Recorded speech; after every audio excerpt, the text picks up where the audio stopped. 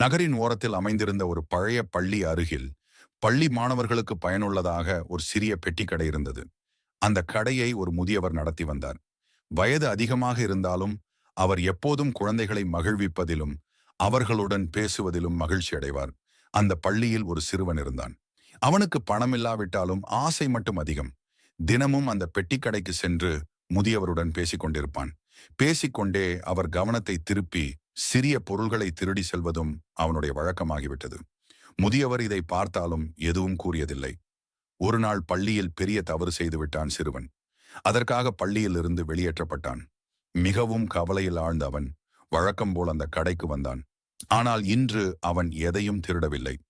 முதியவர் அவனை பார்த்து கேட்டார், "என்ன தம்பி, இன்று எதுவும் எடுக்கலையா?" சிறுவன் தலை குனிந்திருந்தான். முதியவர் அவன் முகத்தை பார்த்து சிறிது நேரம் சிந்தித்தார். பின்னர் மெதுவாக கூறினார், "நீ திருடியதை நான் தெரிந்து கொள்ளாதவன் அல்ல. ஆனால் உன் மகிழ்ச்சிக்காகவே நான் எதுவும் சொல்லவில்லை. உன் சந்தோஷமே எனக்கு முக்கியம். ஆனா இன்று நீ ஏன் எதுவும் எடுக்கல? உன் மனசு கலங்கியிருக்கா?" முதியவரின் வார்த்தைகள் சிறுவனின் உள்ளத்தை உருக்கியது. அவன் இதுவரை செய்த தவறை உணர்ந்தான். அவனுடைய கண்கள் கலங்கின. "மன்னித்துக் கொள்ளுங்க தாத்தா, இனி இப்படியெல்லாம் செய்வது இல்லை" என்று சொல்லிக்கொண்டு அவன் முழுவதுமாக மாறிக்கொள்ள முடிவு செய்தான்.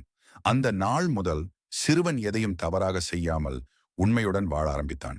முதியவரின் அன்பும் பொறுமையும் ஒரு சிறுவனின் வாழ்க்கையை மாற்றியது. இதிலிருந்து நாம் கற்றுக்கொள்ளும் பாடம்: ஒருவன் செய்யும் தவறை கோபத்தால் திருத்துவதை விட அன்பால் திருத்துவது சிறந்தது. நன்றி.